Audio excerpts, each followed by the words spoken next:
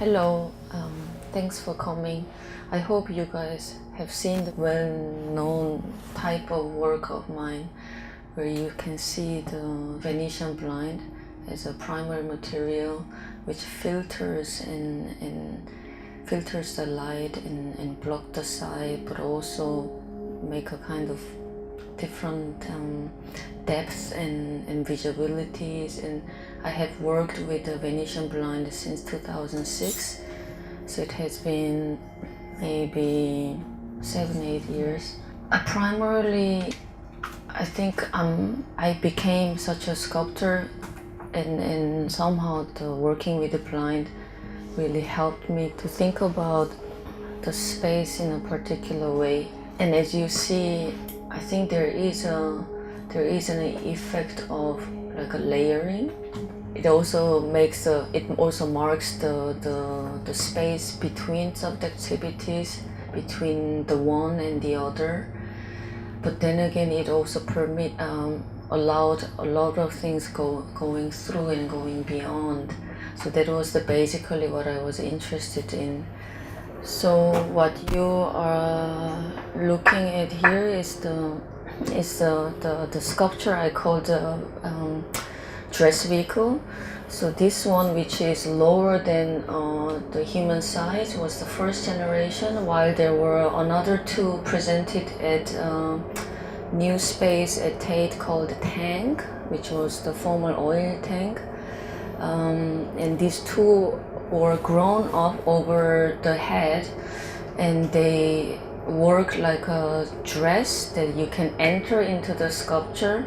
I mean, you dress up with the sculpture and you perform. So it's a kind of performative sculpture, and there are almost in each layer there are like surface with handle which you can pull and push to transform this dress. So what is happening as the theatrical device is that there were two devices open to the public which are connected with the choreography of lighting. So the one was open microphone and the other one was a drum set. I actually wanted to play this to show the interaction of between this vehicle and the audience, because I think these sculptures has been interesting in many ways. In one hand, I mean, I consider myself as a sculptor, and I work with the physical material and in a physical space, and this sculpture kind of marks a strange point where the notion of body was always there, but the body really entered into my practice. And in the later work you will see how stronger let's say the notion of body or the figurativeness coming into my work. And this one is very, very different from configuration. Okay, I think this also. So that is why I'm showing right after this a very bodily oriented sculpture. This is the other extreme of working with Venetian blind, which is more than architecture. I mean, this the exhibition was at Haus der Kunst in Munich. I don't know if you know about this building. This building is it was built before the Nazi regime, but it was transformed into a kind of the palace of art under the Third Reich. So this was historically the place where the exhibition took place, which curated by Hitler. So it has a historical burden, and this institution had a tradition of so-called critical reconstruction of the history, which means that instead of just get rid of this memory, you kind of approach this memory historically, not to forget resist the so-called great forgetting, that all the colonial history or Nazi history, all the inhumane injustice in the human history shouldn't be forgotten. A Nigerian curator called Mbetu Okui, who is known to the artwork through his curatorship at Documenta 11. When he came as the director, he initiated this so-called middle hall, which used to call the Hall of the Honor, wanted to return to the public. So he launched the annual commission called To the Public, der Öffentlichkeit. So I was selected as the first artist who does this annual commission, which is gigantic hall, was the kind of symbolic public space, even if the space is within the building.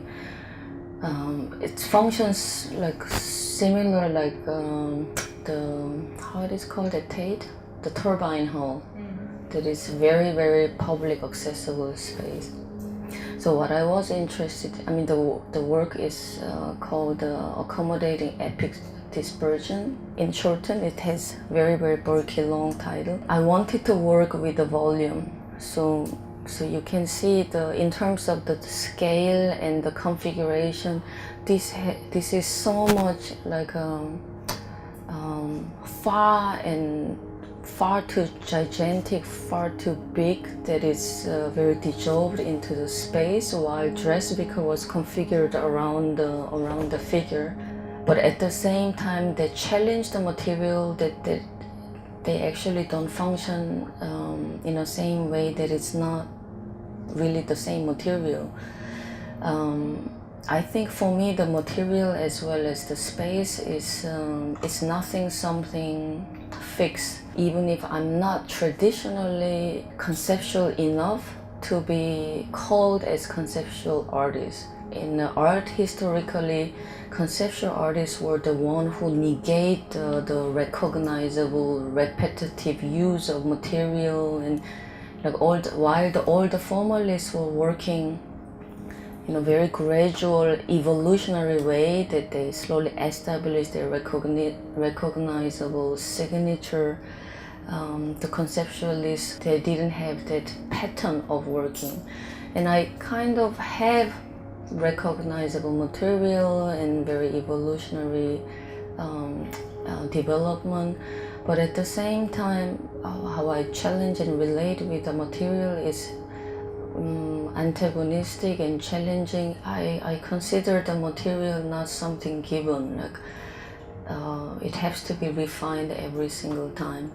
So the blind in this case, in epic dispersion, they are indeed like huge surface, but at the same time they are so dematerialized that at certain viewpoint, some of them completely disappear because it's so open, and some angle, like they are very opaque, and it all depends on your movement within the space. It animates you to migrate, because all the moire effect and the mix of color, the blending color, is entirely dependent on your movements around. So for instance, this is kind of like a black wall.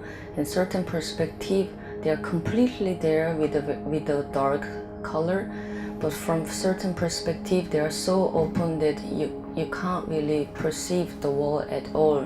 So that was another thing that this material interested me, that it makes us move. The material itself doesn't move, but it makes us move. Depends on your perspective, it changes its appearance. So in order to have the complex perception of what's going on, like we constantly move around, but our eyes are fixed on the installation, but our bodies are constantly moving. And that migration I was interested in this space because the historical narrative I would like to overlap in this historically disturbing place was the diasporatic narrative, that we go over the many generations, over the many continents, to understand how people migrated and dispersed, maybe disadvantaged, fought back for their justice, and in a smaller or bigger scale in terms of both in time and geographical sense. So this was my contribution to the documentary Castle, where I tried for the first time the motorized Venetian blind.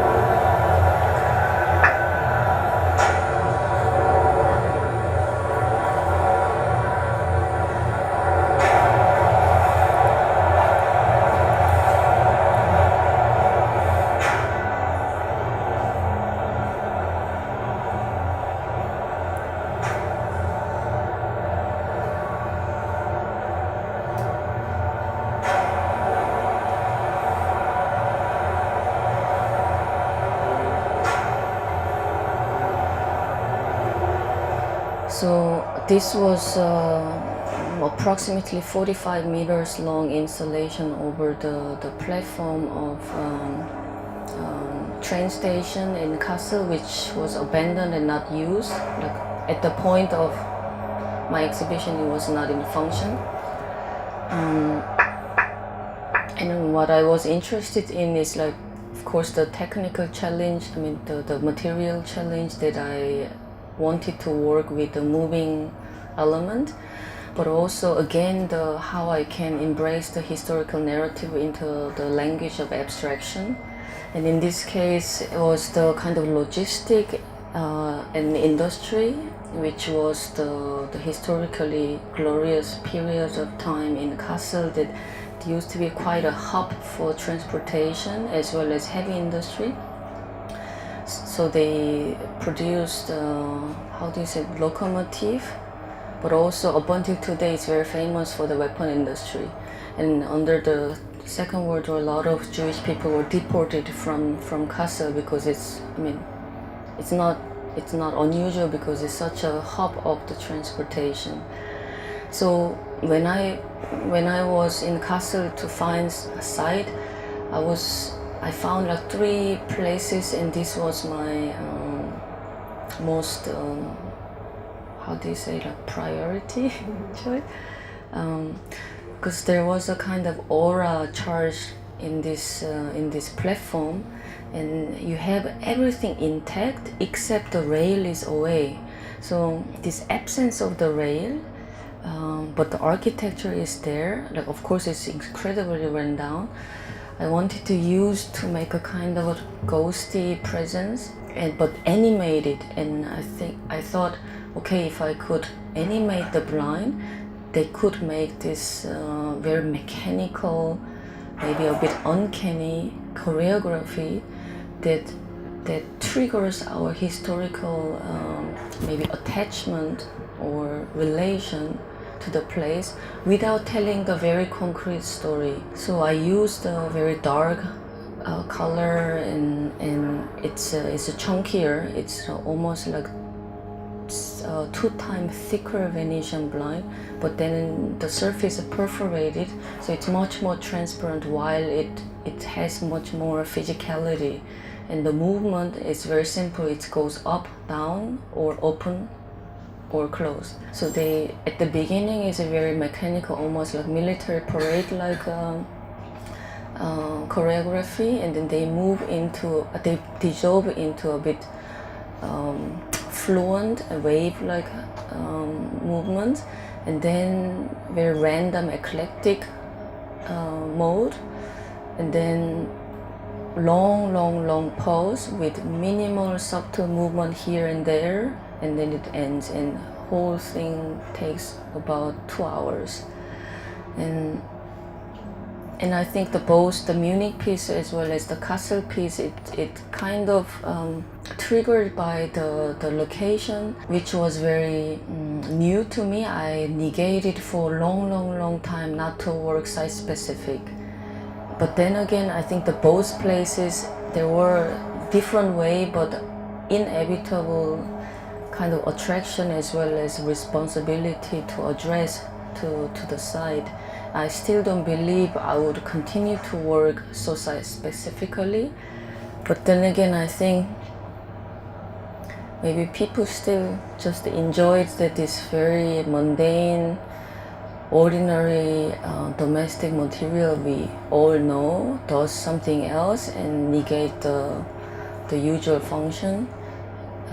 So I sometimes don't mind not to reflect, because I guess the scale, the physicality, tempo, atmosphere all together give me good amount of impression that make us understand. The exhibition that is here, the show that is here, is very related to color work, and your previous work was related to colors. This is monochrome. What was the impact on you to work on only one color? I think I was just following up the color which was there already.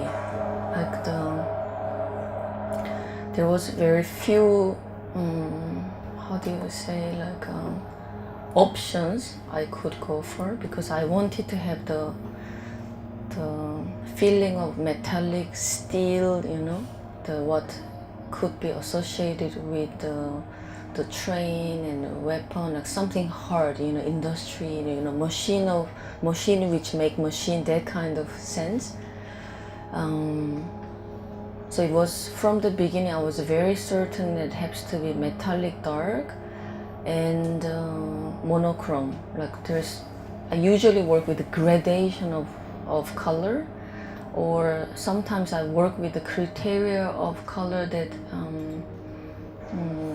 for instance, non-color. That used to be a criteria. Like choose a color that you can't really describe, and how can I make a kind of acceptable combination out of those non-colors. Like that's how I think about color.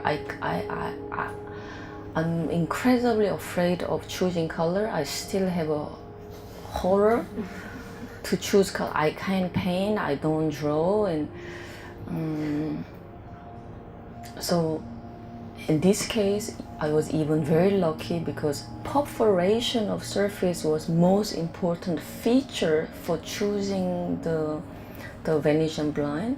But in 50 millimeter that is chunky enough, and I realized there was only black perforated 50 millimeter, so I didn't need to choose even. Easy.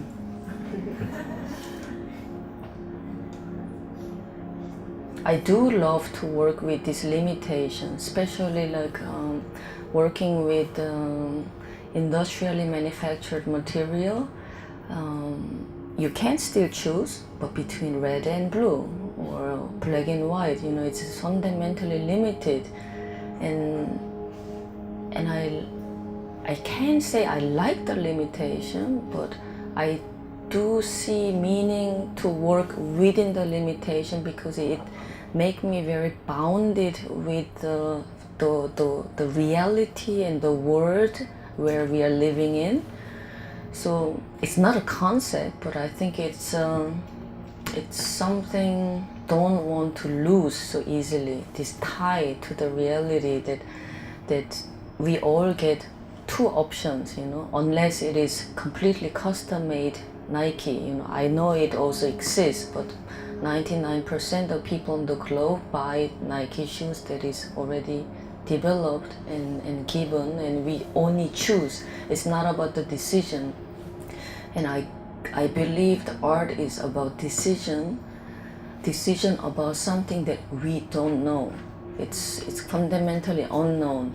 However, in the execution, I like to have a confrontation and limitation of selection out of things that is already given. I think there is an idealism and a realism, and the artists oscillate and penetrate the space in between this absolute decision and very conventional selection. But this exhibition has a little, how do you say, predecessor. So I would like to talk about the solo show of mine in Paris this year in March.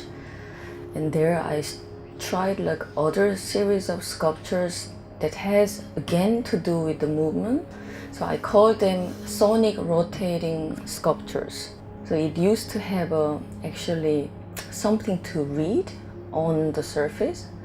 So you can choose whether you would like to read or let it turn that the message or narrative or knowledge are unlearned.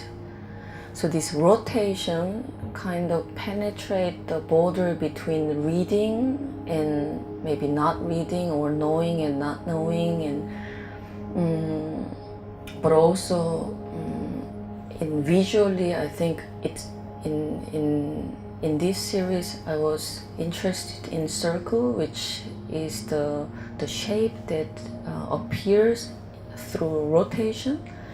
So whatever the original shape is, when it rotates very fast, then it completes the circle. But that circle is illusionary circle, while the shape is something physical. We have a couple of different narrative which are again like based on biography of some historical figures, and you can let them rotate. And then in the same exhibition I had this first generation of sonic sculpture like in a freestanding mode, and these are like non-shape covered with bells, and there are handles and you can dance with it. So those are interesting. And these are called sonic dance. What I'm again interested in is the very primitive movement, very primordially like basic relationship through touching, grabbing, that kind of thing. I mean, in fact, what you can do with the sculpture is just maybe make some couple of steps, or pulling or pushing. It's very, very basic. It's not sophisticated movement, because it's all about relationship itself, but not the sophisticated movement. When I am interested in movement because it is fundamentally something dynamic and relational, but not necessarily like, I'm not interested like composing a movement. So the dress vehicle work, in fact, like a baby walker. You could be inside and you can just walk around like a baby cradle. But the halfway hidden but standing in the public, and that also of course give a very particular presence of the body, and you don't know if the sculpture can exist alone without the body, because I mean the dress is there to be worn, so it complete when someone wears it. So there is something very dependent in dress vehicle, and I guess the sonic dance has a similar status as a sculpture, that it cannot be completed with another person, even if what they do together is very basic. And that level of engagement I'm interested in.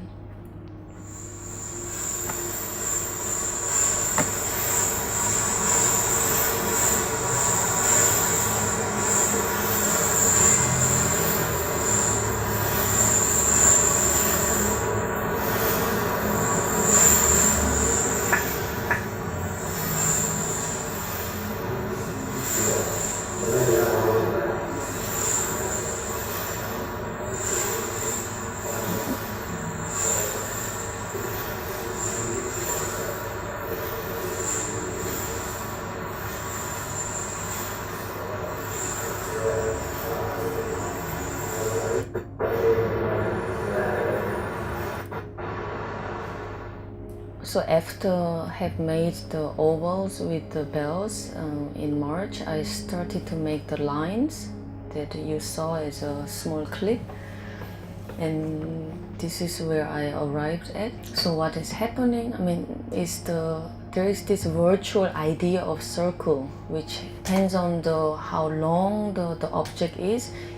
When it rotates quickly, it completes the circle. So for the first time, I put the kind of monochrome painting behind this rotating sculpture that marks the diameter of circle which the shape should complete. And the combination, I was very amazed. I mean, forgive me that I'm amazed by my own works, but it's so, I mean, it really happened when I was preparing this show so long, but you only see and really feel when you install in the actual space that is big enough that you can have a distance, etc. So I was looking and I was thinking and really learning how it really function, what's happening all on this. Like, it was happening much more than what I thought, like in terms of speed, because each shape, I mean, the shape dictates the certain movement. You know, it depends on whether it is centralized or non-centralized, but also the pattern of bells. You know, if the bells are a lot like dense, then it gets heavier, then heavy thing move less, lighter thing move longer, you know, like, so you see like the sculpture as a complete being when it is fully installed, and how this color mix work and not work, the blurring effect, and then how much the bell moves within the surface, how much the pattern works, because I made it very regular kind of optical pattern, which is very subtle, that you can see as a photo much distinctive than in real, because it's so subtle. So it almost works like a moire effect. So I'm still learning, so therefore I'm so fascinated. So that's where I am with those like moving sculpture, which bring also the sound, like sound of maybe shaman, sound of maybe celebration, like depends on which association you're bringing in, because I mean, most of people from the East, they were thinking like shamanic connotations, while Western people were thinking about like celebration, like Christmas. It's very seasonal work, you know. And strangely enough, what I was thinking was the relationship between human and animal. Like, you make this kind of shaking sound to how do you say, like to what off? Push away? Yeah, push the birds away, or cows, and you know, like make them visible or controllable, and so like what the border between human and animal, that kind of thing I was thinking. I mean, a bit of shaman as well, but so all those association clashes for me, this monochrome color, that again is a quotation of this still. I mean, not Bauhaus, but the Dutch modernists, especially the Theo van der Spook, who, I mean, compared to Mondrian was using like yellow, red, and blue, but the Theo van der Spook was using like off blue, off red, off yellow. Like, while Mondrian was using only vertical and horizontal, Theo van der Spook introduced diagonal line, which was like, oh, that's not orthodox, you know. So I was interested in that kind of clash as well, that this sculpture, because of this sonic effect, my own association to this sculpture was like, oh, they have something very fundamental, non-orthodox. What I did was, it's a kind of theatrical translation of, I mean, it's not maybe spatial translation of a ballet piece by Bauhaus artist called Oskar Schlemmer. And compared to other Bauhaus artists, like Schlemmer did a lot of ballet and dance pieces, but of course incredibly odd. And one of most famous piece by him is called Triadic Ballet. And I made 5 sculptures based on the figures appears in Triadic Ballet. And the 4-side wall is an interpretation of a 3 X, pink, yellow, and black. Yeah, so you see the 2 black wall and the 1 yellow, and then in your bag is the pink. And after I have worked at STPI, I discovered the material sandpaper, and I combined the 2 material in order to make those collages on the wall. And the one is what I used to use, which is envelopes. Like inside of the envelopes are printed. So I'm collecting. There are worldwide numerous people who collect envelope and sending to me. And I make a paper collage. But I think in this exhibition was for the first time I mixed envelopes, sandpaper, and also spray paint, which you also see here at STPI. So those like white and black dots these are all completely the different types of sandpaper, which is quite hard to show what's the effect is. I mean the wall pieces show like sometimes the fragment of the body, like the thighs and heads, and the way how I hung those work were very animating. Like some of them looks like, for instance, this one I call it totem. It like very frontal and standing, and this one is very prismatic. It unfolds left and right side. This yellow one is also completely made of different grain of the sandpaper.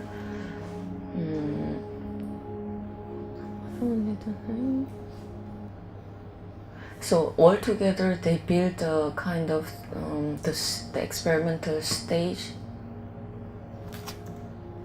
theatrical stage for those 5 figures, and 2 of them are hanging down from the ceiling, so you can push or pull, but I also put this very heavy duty spring so you can pull and it can bounce. So these with the spiral, they can move, and 3 of them are on the casters. So they're standing, but there are handles, so you can again dance with them. So before, what we saw as a sonic dance was very suggestive figure, looks like a giant potato, but now they really have the figuration. But then again, this is entirely a quotation by Schlemmer's figure that is very much, I mean, his understanding of body is the geometry and machine and robots. So this is a figure which is very not humane. And I was interested in why those utopian Bauhaus artists were so obsessed with this mechanical and non-humane body and robots. So in a way, you are quite particular about color combinations or some of the works that you made. Yeah, there are 4 price groups.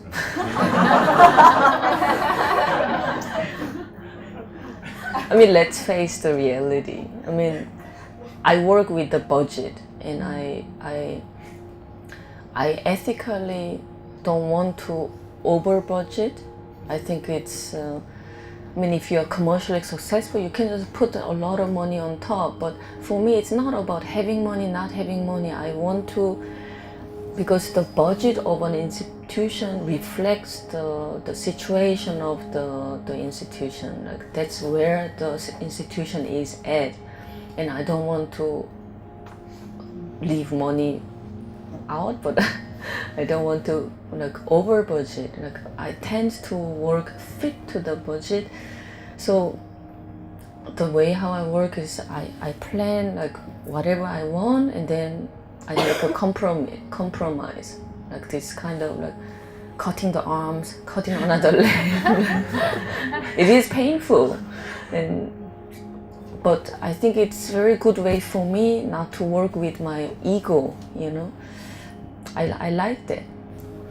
Yes. How do you how would you like the audience to, and you say you don't like the word interactive, but like Yeah. so engage with your work when we go see your show? Is there a certain way you like to engage with your work? Audience, I don't know about them at all. I mean, it's hard to know myself, honestly. No, I really have no idea, and I don't want to come up with any wrong assumption. I think that will be nothing but an arrogance. I do have my own narrative, which I assumed by myself, but I don't want to superimpose anything on these unknown people. No.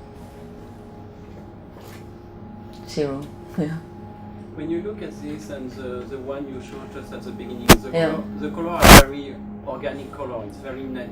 There's a lot of green, a lot of, and what I see in your work and even in this exhibition is a huge tension between strong geometry, triangle, round, square, and a lot of organic at the same time. So there is an intense fight between organic and geometry. What Should I comment on that? does that resonate with you? I think that's how I work. That's how it is. I mean, again, I don't want to interpret, because if I start to interpret, I would come up with a very didactic idea of like the relationship between the strong geometry and organic. I mean, it makes things round that might be so wrong. I don't want to do that. And I think, I mean, we should have fun to read things through on ourselves, and that's how we actually empower ourselves through art. And I mean, as an artist, I have nothing to do with it. It's all yours.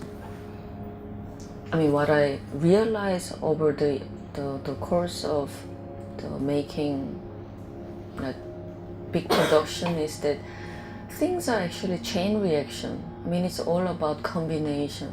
I have to, for instance, if I had the vision of making this piece at the castle, I mean, roughly I need to have three teams. One is the blind itself, the blind fabricator. And the second one is the programmer, who does all the technical movement development, but these are connected. And the third one is hardware to hang this in this incredibly rundown place. I mean, there was not even a floor plan. I had to hire an architect and who measured everything, and we had to make a plan first and test the static and repair the roof, you know, like everything. So the overall, for the big production, the team up itself is a job. So I spent like months to find the workshop individual and team them up, and I have to line them up. We have a communication path and they can work together, and I'm feeding them but also feeded by them, that I can really run the project. So the preparation itself is a long time, and I mean, it was fun, and I think through this kind of high-end production, I feel like I'm grown out of it, and I'm not a little girl anymore, you know. And I think there are, in fact, very few female artists who can really run big projects. But then again, it is so technical. It's so much about like handling, negotiating, like constant, like communicating, and you want to escape, and you want to just hide yourself in the studio. And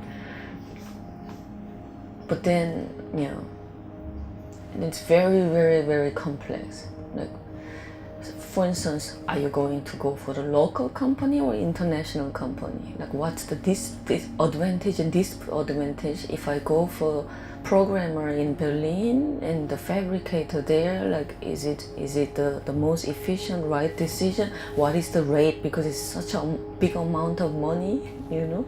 How about the logistics? Where can I assemble? I don't have such a big place to assemble, and you know, like some things are so heavy, it cannot even come into my studio. A lot of temporal relationship who work for you so hard, and some of them I'm not even going to see them again in my the rest of my life. And it's you need the log and you need investment in each other, and but then also I think fundamentally belief in art somehow. I mean, nobody work for me. I'm not that important, but they want to achieve something together, and that's the best. If we all work independently, even if I pay you, like still like mentally you have something else that you want to achieve something, and that's actually the best relationship. That and some often, of course, the ability itself is a matter. But often ability we can solve that with the time, with a little bit more effort. The what counts for a project for me is that the will and the same types of thinking that work first. Like it's the piece. It's not for brand Haegue. It's not for Katsa. No, like we want to make that thing happen, and like happy like a child. And that was the case at STPI. So